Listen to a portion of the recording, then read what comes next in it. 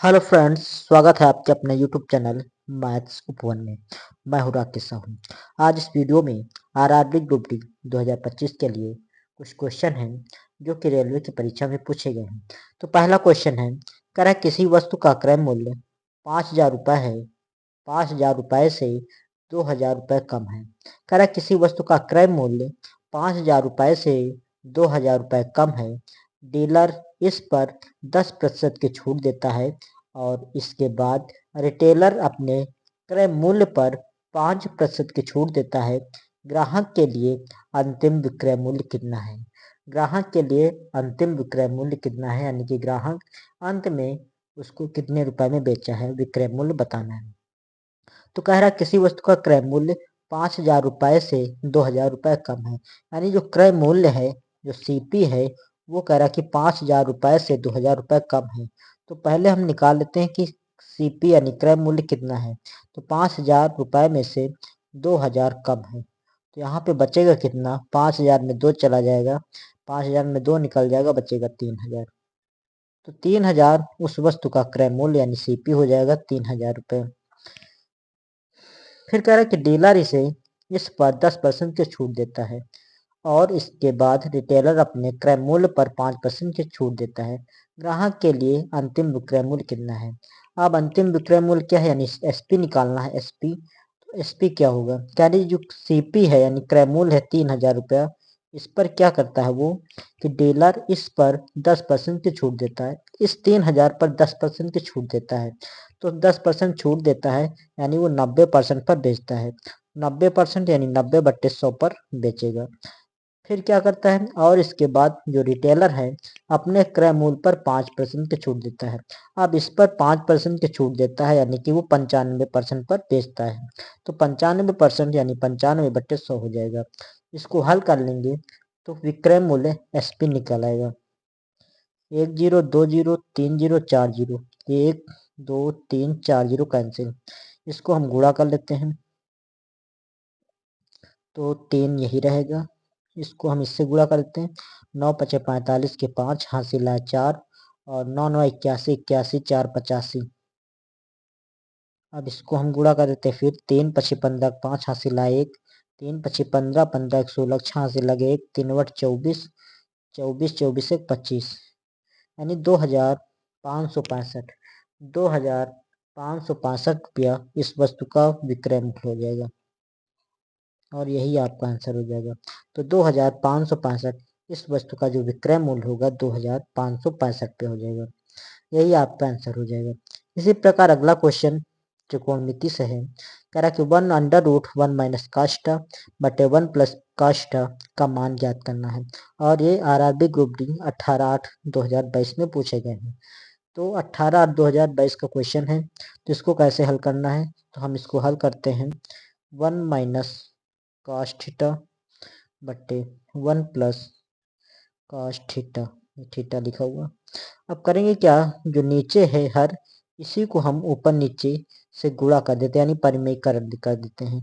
तो हम इसी से ऊपर नीचे गुणा कर देंगे और बीच का साइन चेंज हो जाएगा। तो यहाँ पे 1 प्लस है तो यहाँ पे हम 1 माइनस cos थीटा ऊपर और 1 माइनस cos थीटा नीचे से गुणा कर देंगे। समान चिन्ह से जब समान संख्या से ऊपर नीचे गुणा करते हैं तो गुणा में कोई फर्क नहीं पड़ता है, यानी उस संख्या में कुछ फर्क नहीं पड़ेगा।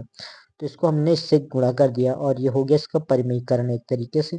तो ऊपर 1 माइनस काष्ट, इधर 1 माइनस काष्ट 2 बार है, तो हम इसको लिख सकते हैं √1 माइनस cos थीटा का होल स्क्वायर बट्टे, इधर एक बार प्लस है और एक बार माइनस है, तो ये बन जाएगा आपका ए स्क्वायर माइनस बी स्क्वायर, यानी 1 का स्क्वायर माइनस cos थीटा का होल स्क्वायर।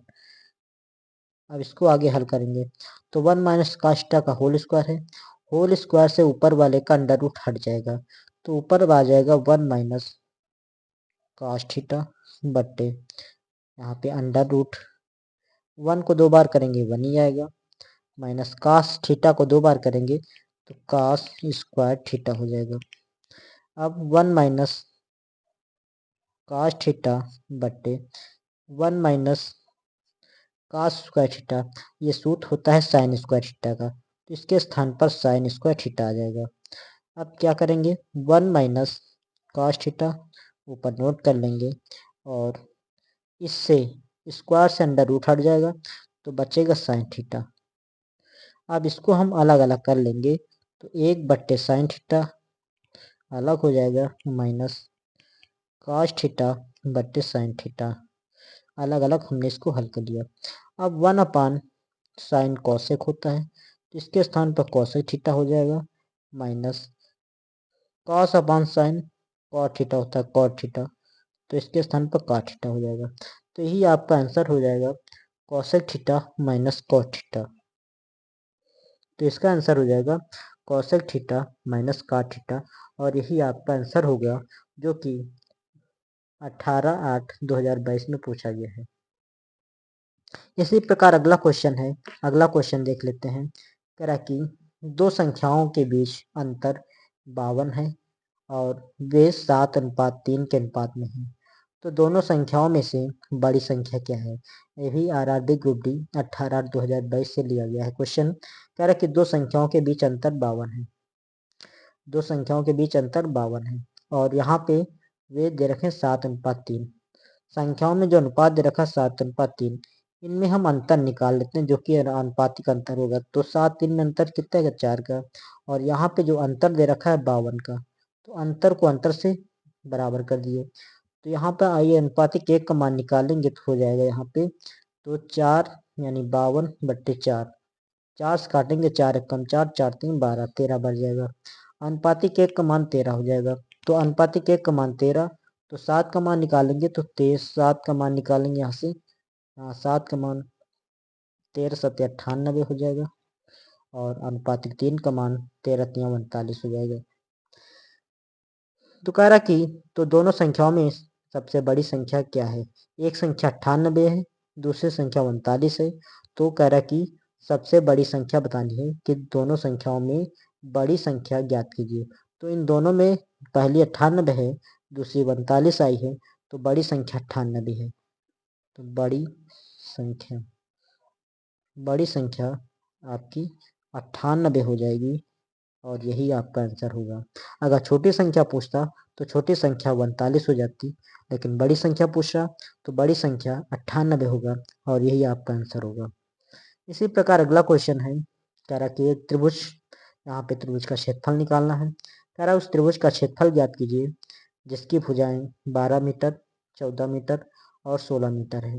यह भी 18/8/2022 से लिया गया है। तो यहाँ पे त्रिभुज का क्षेत्रफल निकालना है। तो पहले त्रिभुज के क्षेत्रफल निकालने के लिए पहले हम निकाल लेते हैं इसका अर्ध परिमाप। अर्ध परिमाप अर्ध परिमाप अर्ध परिमाप यानी एस का मान। एस क्या होता है? तीनों भुजाओं को जोड़ के आधा कर देंगे यानी कि एस प्लस बी प्लस सी, ए प्लस बी प्लस सी बट्टे 2, यानी कि जहाँ पर ए पहली भुजा, बी दूसरी भुजा, सी तीसरी भुजा। ए यानी ए पहली भुजा दे रखी है 12, दूसरी भुजा दे रखी है 14 और तीसरी भुजा दे रखी है 16। इन सबको जोड़ लेंगे और आधा कर देंगे तो एस का मान निकल आएगा। तो यहाँ पर हो जाएगा 6 4 10 2 12 के 2 हासिल 1, हासिल 1 1 1 2 2 1 3, हासिल वाला 4 बट्टे 2, काट देंगे तो आ जाएगा 21, 2 दूना 4 2 कम 2। तो एस का मान यानी अर्ध परिमाप निकल के आएगा 21। निकालना है त्रिभुज का क्षेत्रफल, तो इसका सूत्र लगाते हैं त्रिभुज का क्षेत्रफल। क्षेत्रफल बराबर होता है अंडर रूट एस ब्रैकेट में एस माइनस ए, फिर अगले ब्रैकेट में एस माइनस बी, अगले ब्रैकेट में एस माइनस सी। ये त्रिभुज का क्षेत्रफल है। तो यहाँ पर हम इसको हल करते हैं। एस का मान 21 कर देंगे। फिर यहाँ पर एस का मान 21 माइनस ए पहली भुजा हो जाएगी 12, फिर एस का मान 21 है, फिर बी दूसरी वाली भुजा 14 हो जाएगी, फिर एस का मान 21 हो जाएगा, फिर सी यानी तीसरी भुजा हो जाएगी 16। इस तरीके से यहाँ पर हम सबको रख लेंगे। इसको हल करते हैं। 21 तो यही रहेगा अब इसमें घटा देते हैं, तो यहाँ पे जो बचेगा 12 8 20 1 21 यानी 12 8 20 1 21 9 बच जाएगा। यहाँ पे 9 बचेगा। फिर यहाँ पे इसको हल करते हैं, तो 21 में 14 निकाल देंगे तो 7 बचेगा। 14 26 1 21 7 बच जाएगा। फिर यहाँ पे हम निकाल देते हैं, तो 16 4 20 21 5 बच जाएगा। यहाँ 5 बच जाएगा। इसको और थोड़ा हल करते हैं, तो यहाँ पर हम 21 को लिख सकते हैं 3 गुणे 7, 9 तो वही रहेगा। 3 गुणे 7 इसको लिख सकते हैं, 9 वही रहेगा, और गुणे 7 है और गुणे 5 है। इसको हम यहाँ पे हल करते हैं। 9 का वर्गमूल 9 का वर्गमूल 3 हो जाएगा, 3 बाहर हो जाएगा वर्गमूल के बाहर। फिर यहाँ पे 3 है और यहाँ पे अंदर 3 है नहीं, और यहाँ पे 2 बार, यहाँ पे 7 यहाँ पे 7, 2 बार 7 है तो एक बार बाहर आ जाएगा 7, यानी कि अंडर रूट के बाहर आ जाएगा 7। बचेगा क्या, 5 बच जाएगा और 3 बच जाएगा, जो कि अंडर रूट में रहेगा, यानी 3 गुणे 5। तो यहाँ इसको हल करेंगे, 3 से 21 हो जाएगा और अंडर रूट के अंदर 3 बचे 15 हो जाएगा, यानी कि 21 under root 15, 21 under root 15, 21 under root 15, जो कि यही आपका क्षेत्रफल हो जाएगा। और क्षेत्रफल है तो ये मीटर स्क्वायर में भी हो जाएगा, और यही आपका आंसर हो जाएगा। तो इस तरीके से हम त्रिभुज का क्षेत्रफल निकाल लेंगे। त्रिभुज का क्षेत्रफल 21 अंडर रूट 15 मीटर स्क्वायर हो जाएगा। तो इस तरीके से कुछ क्वेश्चन थे जो कि रेलवे की परीक्षा में पूछे गए थे। और तो मित्रों, ओके मित्रों, आज का वीडियो यहीं तक रखते हैं, फिर मिलते हैं नेक्स्ट वीडियो में। वीडियो पसंद आए तो लाइक कीजिए, चैनल को सब्सक्राइब कीजिए। धन्यवाद।